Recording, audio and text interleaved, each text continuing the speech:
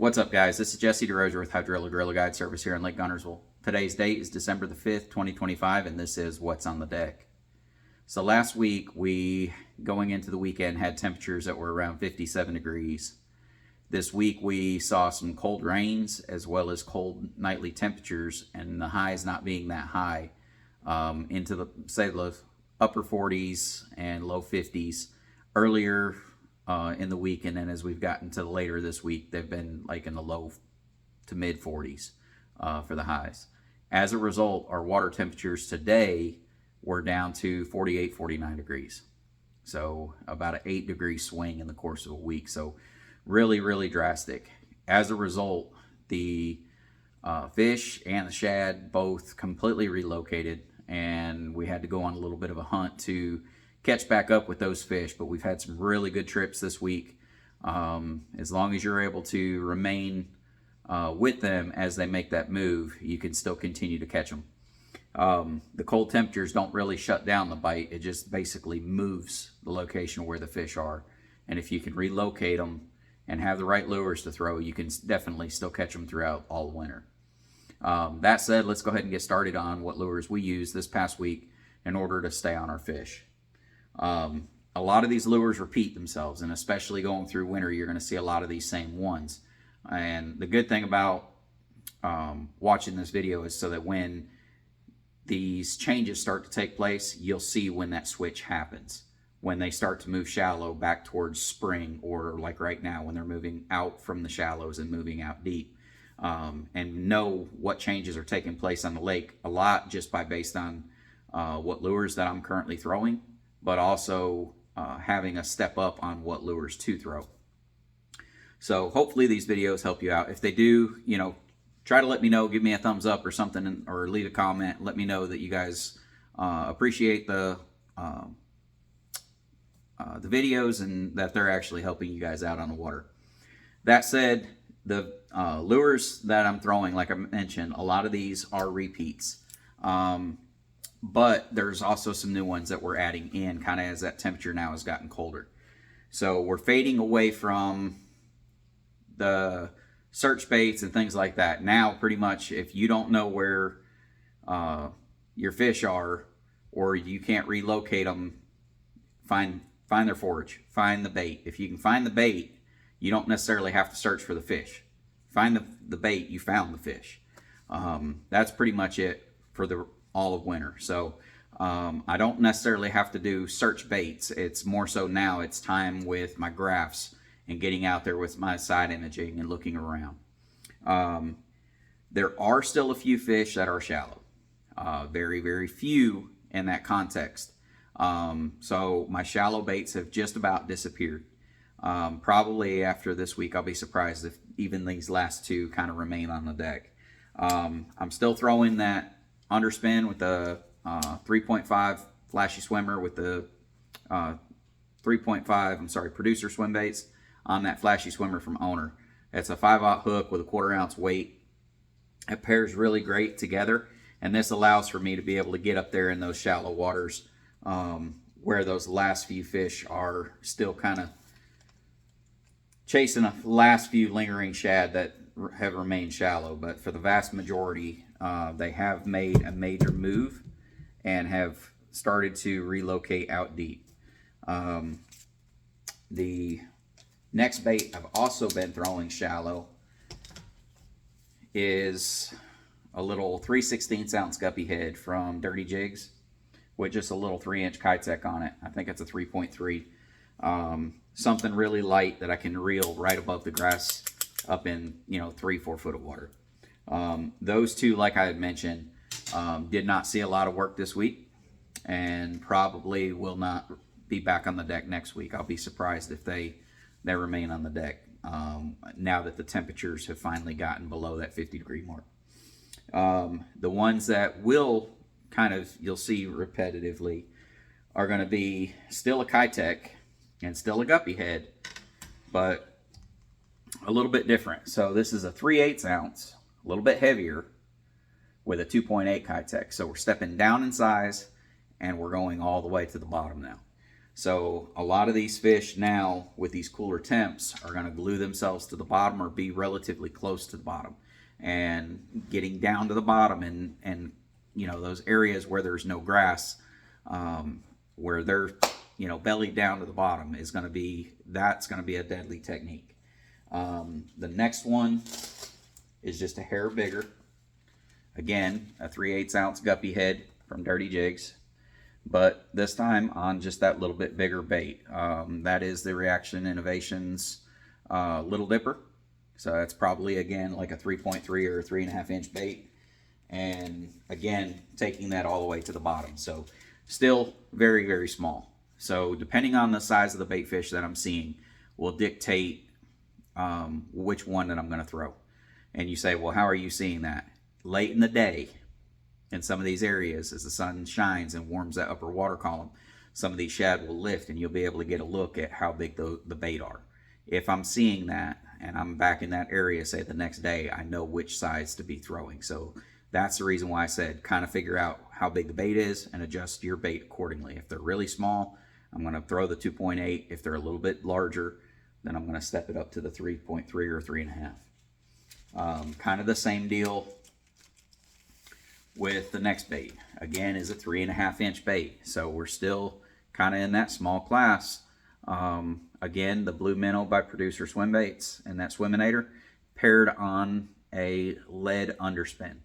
Now this, I'm going to do the same thing. I'm going to throw it out. It's a 3/8 ounce. I'm going to let it go all the way to the bottom, and I'm going to reel it along the bottom the same as I will those. The only difference with this is you're going to get a little bit of noise from that blade kind of kicking around on the bottom. And then the other thing that you're going to get is a little bit of flash. So that just adds just a little tweak to that same presentation.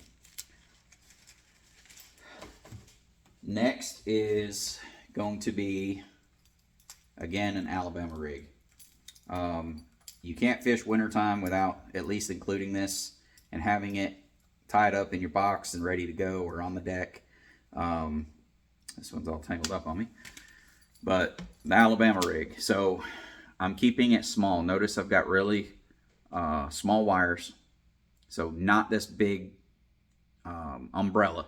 Basically, this is a very tight Alabama rig. I think the wires are only 4 inches long. I do have the blades on it, and again, about a 3.5 inch bait. Small profile, guys. As we get into the winter, you know, probably more, say, end of December or going into January, you'll start to see those bait sizes starting to increase and getting into, you know, your standard 4.5, 5 inch baits. But right now, because we're just coming out of fall, a lot of these baits still really small. Next is going to be the jig head minnow. Now this is the Cheetah by producer Swimbaits, and I just realized that my cover actually bled into my soft plastic, so I'll have to replace that. But the Cheetah is a wing bait. Now, one of the things that I did to this one, as you can tell, is I trimmed the wings off. And the reason I did that is because the water temp was still warm earlier in the week, and I wanted more roll out of the bait. As the water now is getting colder, I'll probably be throwing more baits that probably have wings to it that will kind of reduce a little bit of the roll, but have more of that kind of hovering motion, which will help to slow that bait down, which is a good thing when the water gets cold. The next bait that I'm throwing, again, in a small profile, this is probably accounted for quite a few fish this fall, especially, is a little 4 inch pintail minnow as well. It's on a 3/16 ounce guppy head from Dirty Jigs, and just a little blue and chartreuse coloration there, trying to represent that thread fin as much as possible.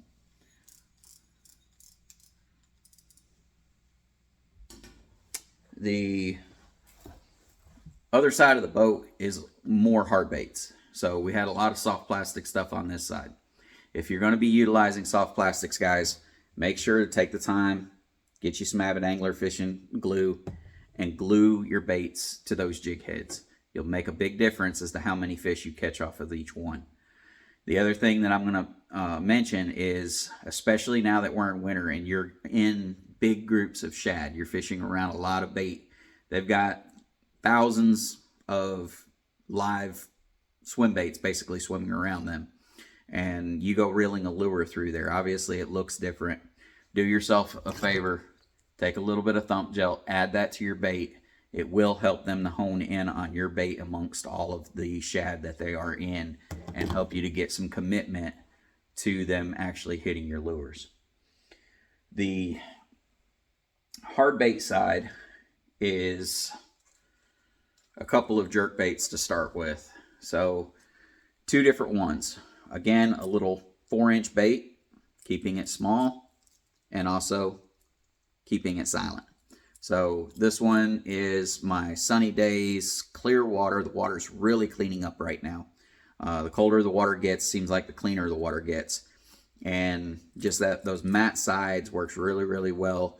A quiet bait, one that doesn't make no noise, and a small profile. Again, right now, when you have very little wind to kind of mask the fact that that is a lure and not a real swim bait, having stealth on your side is definitely beneficial. For those windier days, we're starting to be able to kind of mask the fact that it's more of a lure. Those windy conditions, I'm going to be picking up and going a little bit deeper now, especially that we're getting out into that, leaving those flats and going out into the creek channels and river channels and things like that.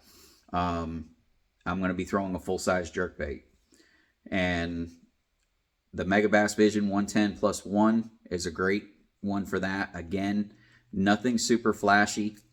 This one, of course, has a rattle to it, and it has a weight transfer system, so it's going to help you to throw a lot farther in those windy conditions. That silent one does not throw very good if you're in the wind, because it does not have that weight transfer system in it. So kind of adjust your jerkbait based on your conditions, what you're facing. The next 3 are true wintertime baits. Talking old school, the old-fashioned jig and spoon. And guys, I'm telling you, don't sleep on this. Now, this is just a piece of lead, basically, and it falls very, very quickly. Do yourself a favor, put you a swivel on there so that these will twist a lot. And if you don't have a swivel, you'll end up with a lot of twist in your line. So as you can tell, it spins very freely. I do like to have a teaser tail on there. This is one that I've tied, and this is a bait that I've been throwing for many years. And as you can tell, this bait is beat to fire. If you look close to the eye, you can see a little bit of the original gel coat or covering that was on this. Now this is down to basically raw metal and a little bit of white paint that's been left behind underneath that gel or clear that has flaked off. If that isn't proof that they absolutely eat that thing, nothing is. They will munch that. The next bait is one that I had showed earlier in the season. Had been telling you guys that this was coming. This is a dynamite technique right now, and it is the old style, like Little George style bait or a Daracoop. It's basically a tail spinner. The tail spinners are absolutely phenomenal. You're going to basically work it like a yo-yo pattern. You throw it out, let it go all the way to the bottom, and you're going to lift, let that thing kind of thump a little bit, maybe a foot, foot and a half, 2 foot up off the bottom, and pause it and just let it flutter back down to the bottom. And just do that all the way back to the boat. So again, a bottom bouncing bait.